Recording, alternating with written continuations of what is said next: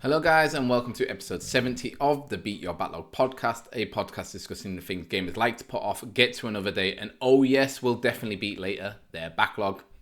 As always, I'm your host Adam, and today we are entering the charming and slightly strange world of 2 a T, a game that was released on the 28th of May 2025, so quite a recent game for this podcast. Usually we're playing games from the Wii era or beyond, and it has been developed by Uvula Studios, who we'll talk about a little bit later.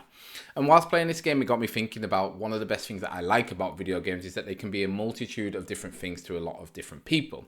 You can have your cinematic narrative experiences like The Last of Us, Ghost of Tsushima. You can have sports simulators like EAFC, Madden, and Forza Motorsports. But you can also have more experimental, smaller games that seem to have been made just as a passion project to have fun or to let players have fun, or sometimes to just make people think what the F is going on. And one famous game like this was Katamari Damacy and the entire Katamari series, which released back on the PlayStation 2 all the way back in 2004.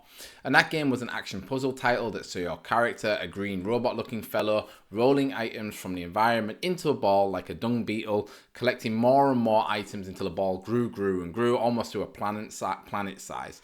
And the game, it was just something completely different to the mainstream games at the time, and it kind of instantly became a cult classic with its director Keita Takahashi becoming famous for his weird and wonderful design mentalities. And if we jump forward now to 2025, Takahashi is actually back with his latest wonder 2 a T, which is he's part of the studio. He's the designer on the game. He's part of Uvula Studios, which I think Uvula isn't that the thing at the back of your throat. I'm not sure how you pronounce it, but I'm pretty sure it's the thing at the back of your throat. And the game was published by Annapurna Interactive, and with a main character who is stuck in a T pose. So basically, they have their arms out in a T, like you would if you're a game developer. When you first load in a character asset into a game, or you might have seen it in games like famously the Bethesda games, where if a character is glitching out, they may just revert to a T pose as their kind of standard pose in the game. The game looks as weird and wonderful as Takahashi's other iconic works. But what is 2 a T? Is it worth your time to play? Let's find out in this week's episode of the Beat Your Backlog podcast. But before we get into the episode, as always, I would like to remind you that you can support the podcast on Patreon. If you do, you will gain access to all of my content 24 hours early, and you will unlock the Beat Your Bonus Vault, which is starting to be filled up with exclusive podcast episodes only for Patreons. I recently released episode 6, which is about my top 10 games I want a remake or a remaster of right now. If you're interested in listening to that, please go over to Patreon, patreon.com/Beat Your Backlog. Subscribe at the $2 or $5 tier. And if you can't subscribe right now monetarily, you can also subscribe for free there, and it means you'll get an email notification whenever any of my content goes live there. So that would also be a great help if you could do that too. So thank you very much, and let's get into the episode. And this game, as you might expect from a Takahashi game, it starts in a very unusual way with a musical number reminiscent of 80s and 90s sitcom opening credits. And the song is really, really good. Like, it's a fully produced song. It's not just like a tune or a backing track. It's like a full song with vocals. And it's there to sort of introduce the very small but charming cast of the game, including the main character, Teen, as their standard name is, and their dog called Dog. And of course, with these names, you can basically rename them to whatever you'd like. I think I called mine after my daughter and my dog, so Emily and Trixie, which is kind of like a nice little touch. And after a quick character creation screen, you wake up as Teen, desperate for the toilet, and it turns out that the dog is not only cute and your best friend, but is also a helper in situations where having your arm stuck in a T pose is not very practical. For example, going to the toilet. And with your business done, it's time for breakfast. And here the first real bit of gameplay happens, other than just moving Teen around her house, or their house, I guess, because you can choose if they're male or female, or they. You have to then just use the left and right joysticks to more or less move Teen's arms towards the cereal. So the first bit of gameplay is her pouring cereal into a bowl and filling it up with milk, and then taking this massive wooden spoon to try to shovel the food into her mouth. And like I say, you just move the left joystick to move left, and then the right one is like her to lean her back and forward in towards the food. And then once you get close to the cereal box, you use the triggers to grab it, and then move the cereal box to pour out the cereal, and then do the same with the milk. And and I was actually expecting this part of the game to feel a little bit more like if you've ever played Fall Guys or Human Fall Flat, where the physics of the character movements are a bit wobbly and hard to master. However, it wasn't the case. It was quite simple to just move around, grab the box, pour in the cereal, pour in the milk, and then eat. And that was it. And over breakfast, when we meet Teen's mother, we meet Teen's mother, who reminds us that today is Teen's 13th birthday, and because it's their birthday, Teen tries to get the day off school, but it doesn't work on their mother, who sends them on their way, reminding them to stop off at the sandwich shop before school to pick up their lunch. At the sandwich shop, we're introduced to one of the 4 industrious giraffes of the town. Yeah, that's right, a giraffe runs a sandwich shop, and for some reason, all of the town's food shops are owned by giraffes. Actually, all of the shops in the town are all owned by animals, interestingly, which is very strange but very charming. And as Teen makes her way to school, they tell us that they don't like it at the school because of the bullying they experience from their classmates due to their unusual shape, which we then, see firsthand later at school. When the school day is over, Teen feels deflated after being bullied, and in a moment of panic when Dog poos on a stranger's lawn, Teen spins around so quickly that they fly into the air like a helicopter crashing into the tree. And strangely, this is where the first episode, I think in the game they call it chapters, but I'm calling them episodes because it does remind me of like a TV show. This is where the first episode ends, and in total there are 8 altogether, and each time one episode's end, there is an ending song sung by the giraffe from the sandwich shop that is ridiculously catchy. Like, honestly, it's a song that is ingrained into my brain now. I put a link if you go to Patreon, go to the written description, the written review. There's a link there. You can listen to it. It's such a good song. It's so catchy, and it's just really fun and lighthearted. And it's just funny that you hear it at the end of every single episode, even though the episode might not have anything to do with the giraffe or the sandwiches. It always is the thing that ends it. And I always look forward to it because there is, as the story progresses, there are slight changes. Like, it's almost like a music video that plays, and some characters will be swapped in depending on which character the episode is kind of focusing on. It's really, really cool. And between the episodes, what you can do is there is like a free roam section where you can roam around the town. You can go to shops to buy new clothes that Teen can wear. You can go to your wardrobe to change your clothes out. There are like little mini games, like one of the giraffes owns a popcorn stand, and there's like a mini game where you have to catch the popcorn as it pops out of the machine.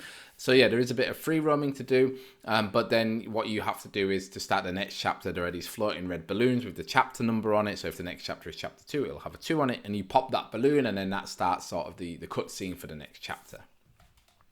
And as you can probably tell, there is quite a lot of strange stuff happening in this small Japanese town.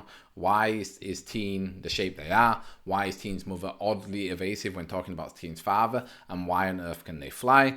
And these questions are then answered over the following 7 episodes. And honestly, each one becomes stranger and stranger as the game goes on. So if you're worried that Takahashi has gone more mainstream with this game, going with a bigger indie publisher like Annapurna Interactive, don't panic. It is delightfully odd but delightfully charming. And to be honest, I wouldn't say that the story was good. It's very much all over the place and quite hard to follow what is actually happening, and kind of there isn't really like a main plot point until like the last maybe 2 chapters where you actually just banged my elbow, where you actually find out why Teen is in the shape of a T. You would think that would be the main part of the story from the very beginning, but it's not really. It's just kind of like accepted that they are a T shape, and it might have something to do with whoever their father is, but like I said, their mother is very evasive about who their father is. And then about chapter 6, I think it is, or 7, you find out who their father is, and it's kind of like, oh my god, what? The game gets very, very strange. It kind of veers off completely in a different path, and that's like why I said in the introduction, like I feel like Takahashi is just like, yeah, let's have fun. Let's really make people think like, what the fuck is going on here? And it definitely achieves that with the story. But yeah, the story itself is like, it's okay. It's just weirdly wonderful, but you aren't, it's not like a story you have to necessarily experience. But yeah, it's still nicer how the story is told via the episodic structure breaks in the game. So they're all broken down into bite-sized chunks, and each episode is about an hour long, which is nice. So I was playing it on the Steam Deck, and I found it very, very good that it was broken down, because I could just play an hour, put it down, and then the next night go back and play the next episode. And I really like how the story is told to you via Teen, because they more or less do a lot of fourth wall breaking, where there will be stuff happening in the world, in the story, and they will talk to you directly to you as the player, and also sometimes will give you like almost like Deadpoolish like side glances and looks as stuff is happening, to kind of be like, you know, communicate with the player like what on earth is going on here, which is very nice, and again very, very charming.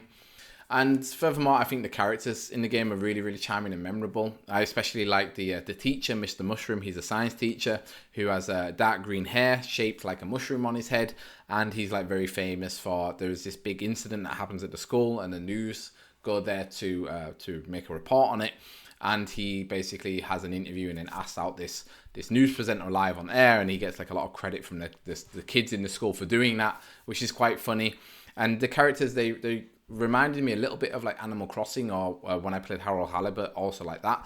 They're genuinely likable. I enjoy chatting with them, and I really enjoy checking in with them every episode to be like, all right, what's happening with this character today? How is their kind of subplot progressed? And it was just nice wandering around the town and talking to them. And yeah, going on to the gameplay of the game, I don't know why I thought this, but when I decided to buy To a T, I really thought it was going to be more of a puzzle game.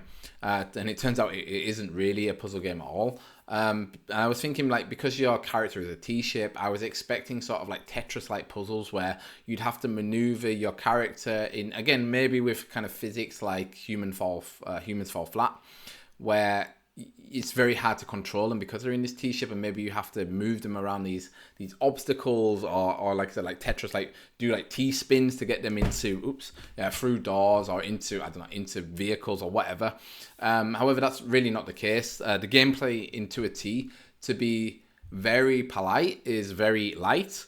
To be not very polite is very just like second thought, just like really. I read a few interviews where they were talking about like, Takahashi was talking more about the story, and that the story is important, but they needed something for the player to interact with, and they were like, all right, well, let's just put in some mini games that kind of make sense. And that's more or less all the gameplay is broken down to. Is there is a smattering of mini games distributed throughout the story, plus throughout the town there are purple coins scattered around which you can collect, and in a kind of way that just makes it so that you have something to do as you're walking around. You collect these coins, and then you can use them to buy stuff in the game, but the stuff that you can buy just doesn't feel very worth it. So after seeing what I could buy with the coins, I didn't bother collecting them anymore. And the mini games are fine, but very, very simple, like almost becoming a hassle when they interrupt the story. Like, they gave me this feeling of like, oh really, like now I have to do this very simplistic mini game that's only going to take me 30 seconds, but it's very kind of brain dead feeling, to the point where I'm like, I just don't really want to interact with it at all. Like, I almost would have preferred it if the game was just a visual novel where you are moving around the environment to the next story points. I think that would have been better, to be honest, because like the mini games, they are just really simple. Like, one example is there is like a brick breaker mini game in the game, things like that, where it's like, all right, you know exactly what these are, they're just put in to give you something to do. And I think it's a little bit of a shame, because like I said, I was really expecting this to be a puzzle game, and I think there was a lot left on the table creatively from like a mechanics aspect, that with this T-shape, this T-pose, that could have been more interesting. Like, also, like, Teen can fly, but there's nothing really interesting done with it other than you can use her to fly up to places to get more coins. But like I said, because the coins didn't seem really valuable to me or worth it. It's not like the coins in Super Mario Odyssey, where you're like, okay, you want to go and collect the coins because there is some kind of challenge to get to them.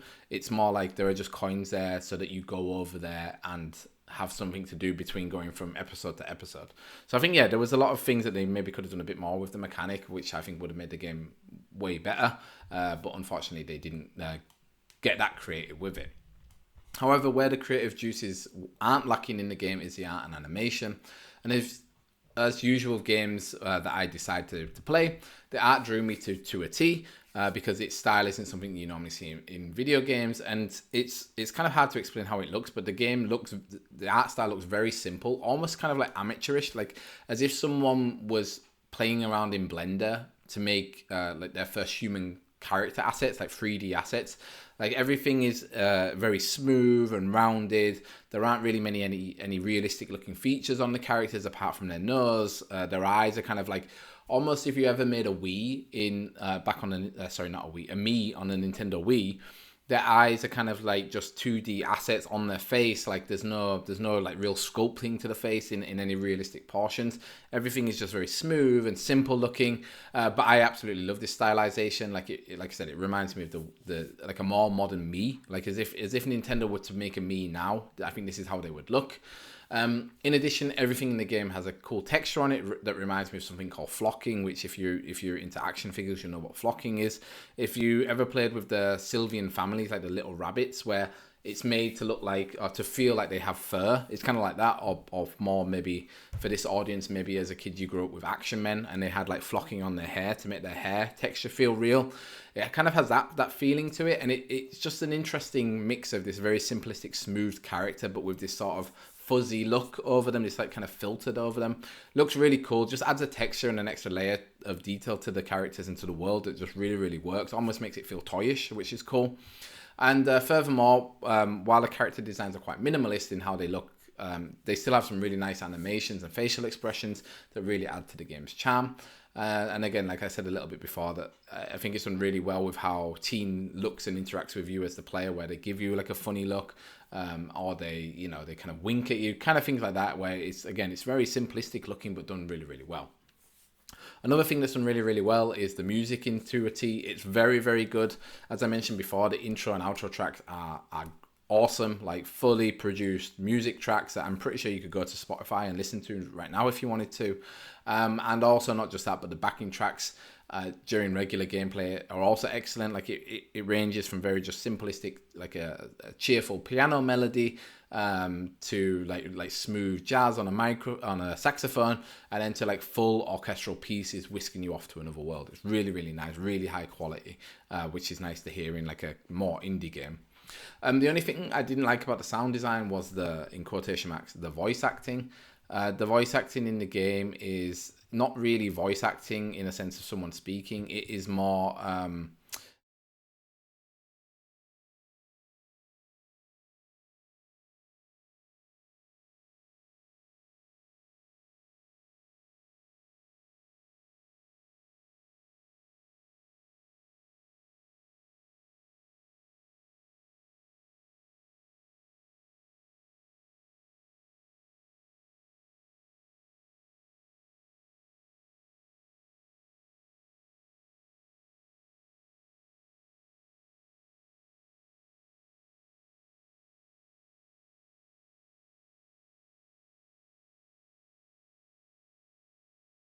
like the same. So you just hear them over and over, and it's just kind of like, there's like a mumble for being confused. There's a mumble for happy. There's a mumble for sad, and they're just used over and over and over again, and it just becomes very annoying. And as good as the music was in the game, the mumbles became so annoying that I had to like basically turn off the sound and just listen to music or put on a podcast, because I was like, I can't. It's just very annoying, unfortunately. But yeah, that's that from the sound perspective and the sort of art perspective in general. That's the only feedback I had. Otherwise, if you're watching the video, you can see the game on your screen, see what I'm talking about. Like, it's a very pretty looking game, very colorful, vibrant, I should say.